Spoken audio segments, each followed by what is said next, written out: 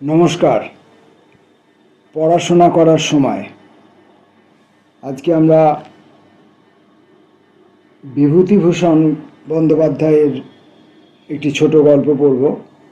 গল্পটির নাম ঠেলাগাড়ি। ঠেলাগাড়ি, বিভূতিভূষণ বন্দ্যোপাধ্যায়। সবে বিছানা ছেড়ে উঠেছি। রোদ তখনও ভালো রকম ওঠেনি।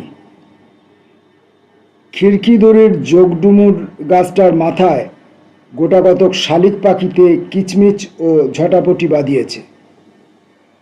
আমি উঠে মনে মনে তোলাপাড়া করছি যে কাল রাত্রের বাসি কলার বড়া, যা আমাদের জন্য রান্নাঘরে ঝুলন্ত শিকায় বড় জামবাটিতে টাঙানো আছে, তা কোন অছিলায় মার কাছে চাওয়া যায়, বা মুখ ধোবার পূর্বে তা চাইতে গেলে সেটা শোভনীয় বা কত দূর হবে। এমন সময় আমাদের বাহির দরজার কাছে একটা ঠেলা গাড়ির ঘর ঘর শব্দ উঠল। সঙ্গে সঙ্গে মিষ্টি রিনরিনে গলায় ডাক শোনা গেল, টুনিদা, ও টুনিদা। অমনি আমার বৃদ্ধা জ্যাঠাইমা মারমুখী হয়ে কি একটা হাতে উঁচিয়ে ছুটে গেলেন। সকালবেলা এসে জুটলে? এখনো কাক পক্ষীর ঘুম ভাঙেনি, অমনি এলে ছেলেটাকে টুঁইয়ে বার করে নিয়ে যেতে। সকাল নেই, সন্ধে নেই, দুপুর নেই, সব সময় ঘর ঘর ঘর ঘর শব্দ। যাই দেখি, একবার হরগাঙ্গুলির কাছে বলি, ছেলেটাকে যে দিন নেই রাত নেই গাড়ি ঘর ঘর করে বেড়াতে দিচ্ছ, ওর পরকালটা যে ঝরঝরে হয়ে গেল। যা, এখনই যা, টুনি এখন যাবে না। গাড়ির ঘর ঘর শব্দ সহ্য হয় না বাপু সব সময়। যা, ওসব নিয়ে যা। আমি নিরীহ মুখে পূজা নিয়া জ্যাঠাইমার পিছনে এসে দাঁড়াতে না দাঁড়াতে গাড়ির শব্দটা আমাদের ঘাটের পথ দিয়ে দূর থেকে দূরে অস্পষ্ট হয়ে গেল। তারপর হাত মুখ ধুতে গিয়ে খিড়কি দোরের কাছে মৃদু শব্দ কানে এলো, ও টুনিদা। আমি একবার পিছন ফিরে জ্যাঠাইমার অবস্থিতি, স্থান ও তার দৃষ্টির গতি দিক নির্ণয় করে নিয়েই ঝট করে খিড়কি দোরটা খুলে বার হয়ে এলুম। সকালের পদ্মের মতো নির্মল প্রফুল্ল তরুণ নরু হাসি ভরা ডাগর চোখে দাঁড়িয়ে আছে। আসবি নে টুনিদা? এই উঠলাম যে, এখনো মুখ ধুইনি, খাবার খাইনি। বাড়ির মধ্যে আয় না। নরু চোখের ইশারা দেখিয়ে বললে, কোথায়? কিছু বলবে না জ্যাঠাইমা, আয় আয় তুই। উত্থাপিত প্রস্তাবে সে মনে প্রাণে যোগ দিতে সক্ষম হলো না। তুই আয় মুখ ধুয়ে টেনিদা, আমি চালতে তলায় আছি গাড়ি নিয়ে। চলবি তো টুনিদা?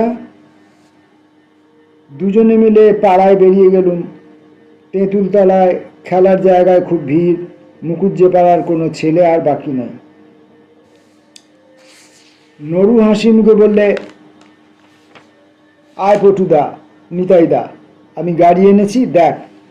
ঠিক সময় আনিনি? আয় চর। গাড়ি একা নরুই টানতে লাগলো। চড়ল সকলেই।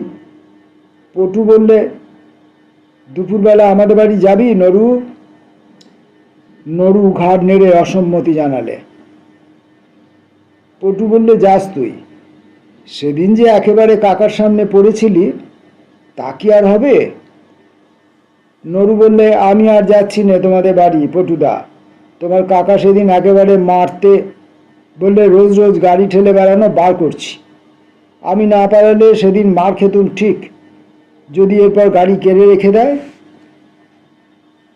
সেখান থেকে দুজনে গিয়ে পথের ধারে বড় জামতলার ছায়ায় বসে গল্প করলুম। রোজই কত গল্প হতো। এরপরে কে কি হবে তাই নিয়ে গল্প। খোকার অত ভবিষ্যৎ ভেবে দেখবার বয়স হয়নি। সে এরপরে কি হবে অত গুছিয়ে বলতে পারে না। খাপছাড়াভাবে উত্তর দেয়, বলে সে নৌকোর মাঝির সর্দার হবে, রেলগাড়ির ইঞ্জিন চালাবে, স্টিমার যারা চালায় তাদের কি বলে তাও হতে চায়। আমি আমার সমবয়সী ছেলেদের তুলনায় একটু অকালপক্ষ। বললাম, আমি ভাই সাহেব ডাক্তার হব, মহকুমার হাকিম হব। অনেক বেলায় সে রৌদ্রে ঘুরে রাঙা মুখে বাড়ি ফিরত। বাবা যেদিকে বসে সেদিকে না গিয়ে চুপি চুপি অন্য দিক দিয়ে বাড়ি ঢোকে। মা বলতো, ওরে দুষ্টু, তুমি সেই বেরিয়েছো কোন সকালে, আর এই দুপুরে ঘরে এলে? এখন তুমি? খোকা বলে, চুপ চুপ, না, আমি তো ওই ওদের বাড়ির জামতলায় চুপটি করে বসে বসে খেলা করছিলাম, আমি আর টুনিদা। কোথাও তো যাইনি মা, সত্যি। কি জানি কেন ওকে বড় ভালোবাসতুম। গ্রামের সকল ছেলেদের চেয়ে এর মুখে চোখে কথায় কি মোহ যে ছিল। সারা দিনটির মধ্যে একবার অন্তত ওর সঙ্গে দেখা না করে পারতুম না। খোকাও আমার বাড়ি না হয়ে পাড়ার অন্য কোথাও বেরোতো না। এক একদিন আমাদের বাড়ির সামনে জামতলা দিয়ে এসে গাড়ি ঠেলে নিয়ে বাড়ি ফিরে যায় দুপুরের আগে। আমার দিকে চেয়ে বলে, এমন দুষ্টু এই নিতাইটা, এত করে বললুম চর গাড়িতে আয়, তোকে ঠেলে গয়লাপাড়া ঘুরিয়ে আনি, তা কিছুতে চললে না। বললে মা বকবে, তেল আনতে যাচ্ছি। আয়, চড়বি টুনিদা? তোর বুঝি আজ আর কেউ চড়ার লোক হয়নি খোকা? আমাদের পাড়ায় কেউ চড়লে না, কখন থেকে ঘুরে বেড়াচ্ছি, সব যা দুষ্টু। আসবি টুনিদা? খোকার চোখের মিনতি ভরা দৃষ্টি তখনকার দিনে আমার এড়াবার সাধ্য হতো না কোনো মতেই। আমি চড়তুম মহা খুশির সঙ্গে। খোকা চৈত্র বৈশাখের মধ্যাহ্ন সূর্যকে উপেক্ষা করে, অবজ্ঞা করে গাড়ি ঠেলে নিয়ে বেড়াতো। সূর্যও প্রতিশোধ নিতে গিয়ে ওর কচি মুখ রাঙিয়ে দিতেন, ঘামে কাপড় ভিজিয়ে দিয়ে ছাড়তেন। তার বয়স অল্প ও দেহ অত্যন্ত ক্ষীণ, মেয়েলি ধরনের ছিল বলে পাড়ার কোনো ছেলের সঙ্গে বলে সে পেরে উঠত না।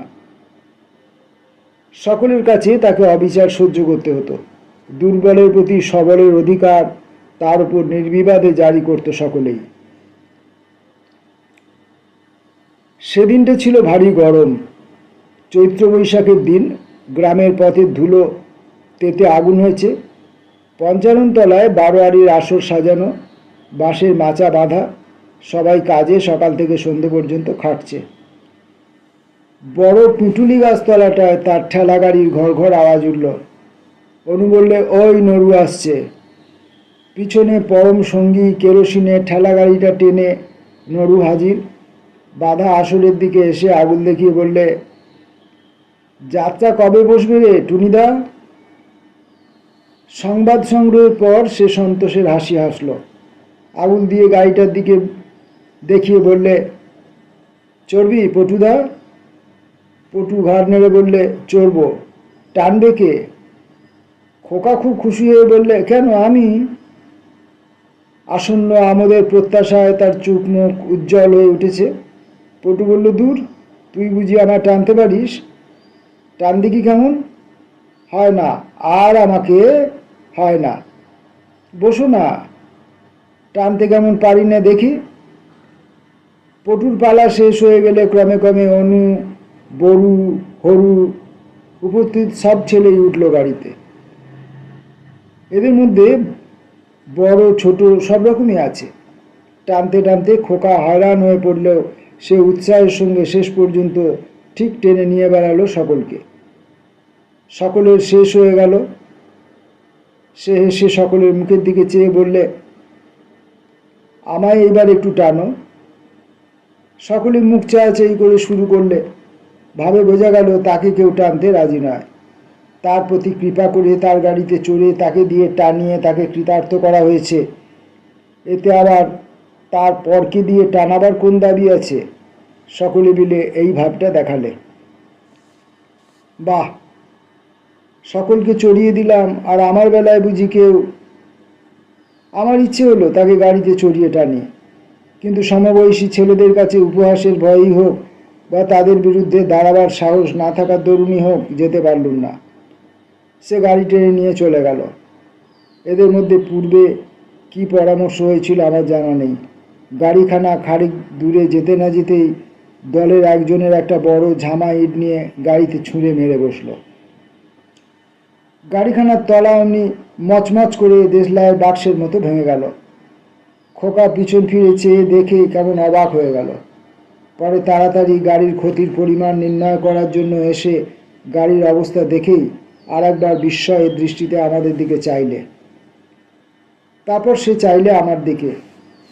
তার চোখের সে ব্যথা ভরা বিস্ময়ের অপ্রত্যাশিত না বুঝতে পারা দৃষ্টি আমার বুকের তীরের মতো বিঁধল। ভাবলো এইরকম, তুইও টুনিদা এর মধ্যে? কিন্তু সে কোনো কথা কাউকে না বলে ভাঙা গাড়িটার পাশে বসে দেখতে লাগলো। এর আগেই আমাদের দল সেখান থেকে সরে পড়েছিল। তারপর অনেকক্ষণ সে বসে বসে নেড়ে চেড়ে দেখলে গাড়িখানার ভাঙা তলাটা কি করে সারানো যায়।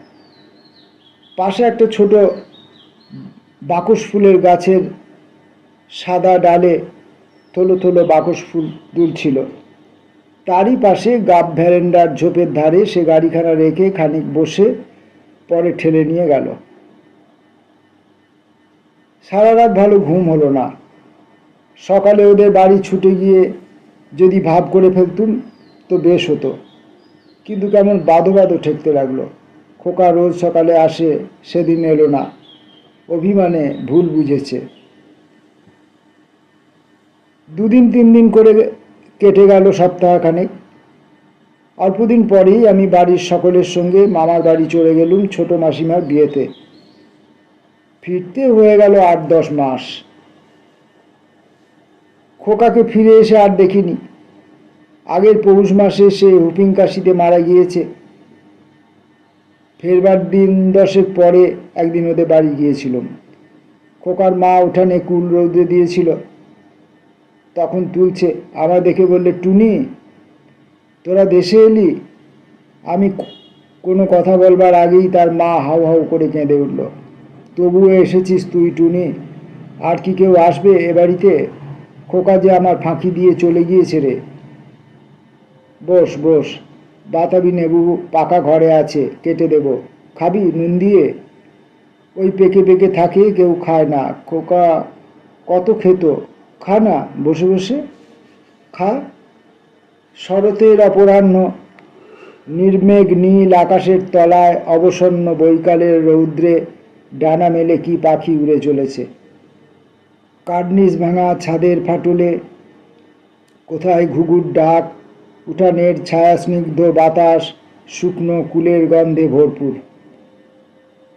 খোকার সেই ঠেলা গাড়িখানা দেখলুম, কাঠের মাচার নিচে তোলা আছে, দড়িটা পর্যন্ত। অনেক দিন গাড়িটাতে কেউ হাতও দেয়নি। বহুকালের কথা হলেও আমি কিন্তু চোখ বুজে ভাবলেই দেখতে পাই। কতকাল আগেকার 8 বৎসরের সেই ছোট্ট খোকাটি ঠেলা গাড়িটা টেনে নিয়ে বেড়াচ্ছে।